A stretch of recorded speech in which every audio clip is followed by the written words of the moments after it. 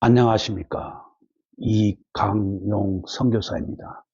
오늘은 왜 이스라엘은 그 중동 지역의 여러 나라와 계속해서 전쟁을 하고 있는지에 대해서 말씀을 드리려고 합니다. 정말 매일같이 뉴스를 켜면은 이스라엘과 그 이웃나라 사이에서 벌어지는 전쟁과 피난 행렬, 폭격 소식이 끊이지 않습니다. 화염 속 먼지 자욱한 거리와 울부짖는 사람의 얼굴을 바라보면 정말로 마음이 무너집니다. 왜 그 땅에는 평화가 그렇게 요원할까요? 오늘 이 질문에 대한 실마리를 성경에서 찾아보고자 합니다. 먼저 갈등의 뿌리는 아브라함의 두 아들에 기인합니다. 창세기 말씀으로 거슬러 올라가 보겠습니다. 창세기 12장 1절에 의하면 하나님께서는 갈대아 우르에 살던 아브라함을 부르셔서 내가 너에게 보여줄 땅으로 가라고 명령하였습니다. 그러면서 창세기 12장 2절에 내가 너로 큰 민족을 이루고 내 이름을 창대하게 하겠다고 약속하셨습니다.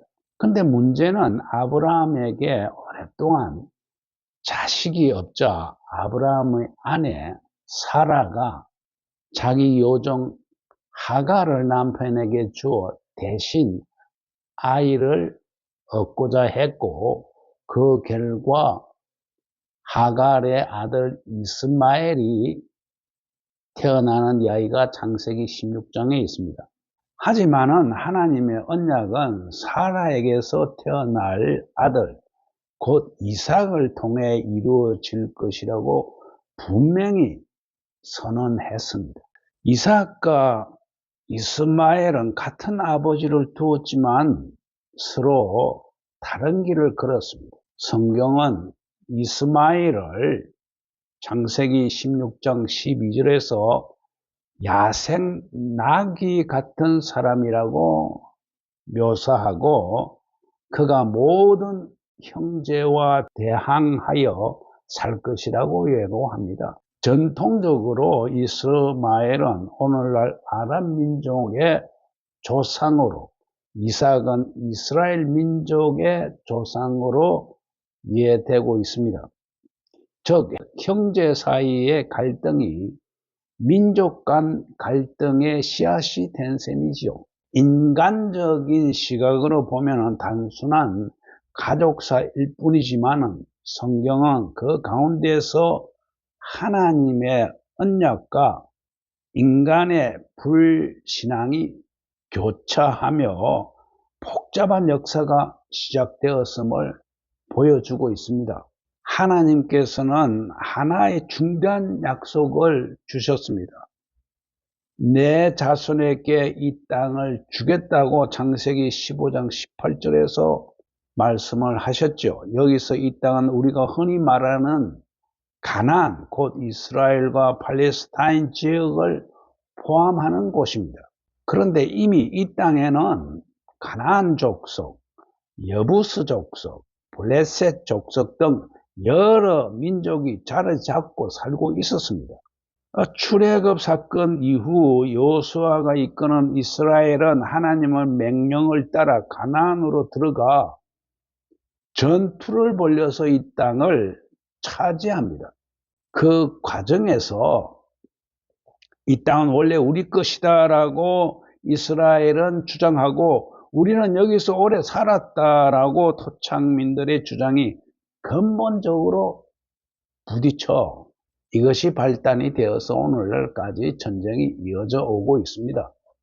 이 충돌은 단순한 영토 분쟁이 아니라 신앙 문제와도 직결됩니다. 왜냐하면 하나님 자신이 그 땅을 약속하신 장본이시기 때문입니다. 이스라엘 백성에게 가나안은 삶의 터전일 뿐 아니라 언약의 상징이며 동시에 하나님이 살아계심을 보여주는 증거였습니다.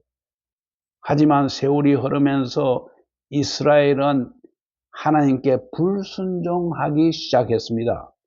모세가 재차 경고했듯 신명기 28장에서 너가 여호와의 목소리를 듣지 아니하면은 온갖 저주가 너에게 이르게 될 것이라고 말씀하시면서 불순종의 대가는 혹독했습니다. 이스라엘의 가나안에 정착한 뒤에 사사시대, 왕정시대를 거치며 우상숭배와 사회적 부패가 반복되었습니다. 결국 북이스라엘은 아수르에게, 남유다는 바벨론에게 멸망하여 포로로 끌려갔습니다. 예언자들은 레위기 18장 28절에서 너희가 내 율례를 버렸으므로 땅이 너희를 토할 것이라고 외쳤지만 백성은 듣지 않았습니다. 그러나 하나님은 포기하지 않으셨습니다. 바벨론 포로 70년이 지나고 페르시아 왕 고레스가 칙령을 내려 예루살렘 재건이 허락되었습니다. 이렇게 부분적 회복이 이루어졌지만 로마 제국 시대에는 예루살렘 성전이 다시 무너지고 유대인들은 온 세상으로 흩어졌습니다. 2000년 가까이 디아스포라로 살아온 유대인들이 1948년 5월 14일 국제사회의 복잡한 이해관계 속에서 마침내 이스라엘 국가를 선포했습니다.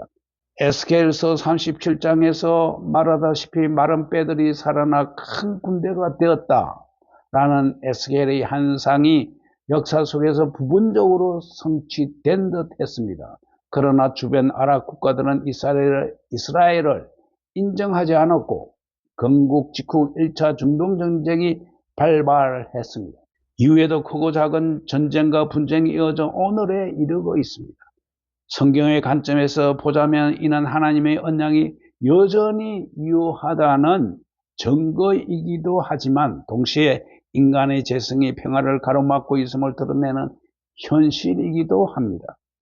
에스겔 38장 39절에서 북쪽에서 곡과 마곡이 내려와 이스라엘을 침공할 것이라는 예언이 스가랴 12장 14장에 걸쳐서 온 열국이 예루살렘을 치르고 모인다는 예언이 기록되어 있습니다.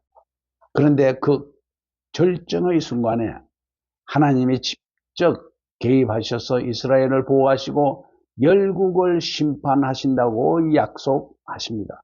다시 말해 이 갈등의 최종 해결자는 유엔도 강대국의 외교도 아니라 하나님이심을 밝히는 것입니다.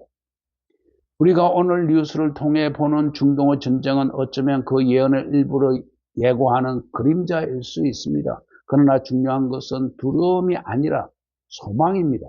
따라서 우리는 세상적인 관점으로 누가 옳느냐를 따지기보다 하나님께서 역사를 어떻게 이끌어 가시는지 겸손히 살펴보아야 합니다. 에베소서 2장 14절은 예수 그리스도를 가르쳐 그는 우리의 합행이신지라 라고 선포합니다. 이 말은 단순히 개인의 마음에 평안을 주신다는 의미를 넘어 원수된 자들을 회복하게 하시는 분이라는 선언입니다. 그러나 죄가 우리를 갈라놓았고 미움과 오해가 전쟁을 낳았습니다. 하나님께서는 십자가에서 그 장벽을 허무시고 예수님의 보혈로 새로운 하나님의 가족을 만드셨습니다. 그래서 우리는 중동 땅만이 아니라 우리 가정에도 교회에도 이 사회에도 뿌리내린 크고 작은 갈등 속에서 복음의 길을 걸어가야 합니다. 두꺼운 담장을 허물기 위해 먼저 중보 기도로 마음의 문을 두드리고 이해와 경청으로 상대의 입장이 되어보며 무엇보다 복음 전파로 참된 화평의 씨앗을 뿌려야 합니다.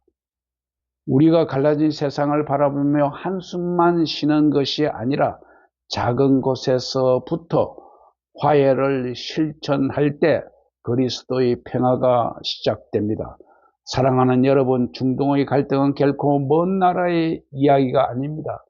형제 사이에 시작된 미움이 세대를 건너 민족의 전쟁이 되었고, 우리 마음속 작은 다툼도 그대로 두면 큰 상처를 낳습니다. 그러므로 무릇 지킬 만한 것보다 더욱 내 마음을 지키라는 잠언 4장 23절의 말씀을 지혜로 삼으시고 먼저 내 안에 그리스도의 평화가 자리 잡도록 기도합시다. 그리고 예루살렘을 위해 분쟁 지역의 어린이들을 위해 나아가 이 땅에 깨어진 관계를 위해 끊임없이 중보합시다. 기도하겠습니다. 주님, 전쟁과 정오로 몸살을 앓는 이 땅을 긍휼히 여겨 주옵소서. 이삭과 이스마엘의 후손에게 또 우리 가정과 교회, 대한민국 가운데도 그리스도의 평화가 임하게 하옵소서. 우리 각자의 마음에서부터 다툼과 미움을 내려놓고 사랑과 용서를 실천하게 하옵소서. 세상의 역사를 주관하시는 하나님의 신뢰하며 땅끝까지 화평케 하시는 주 예수 그리스도의 이름으로 기도드립니다. 아멘.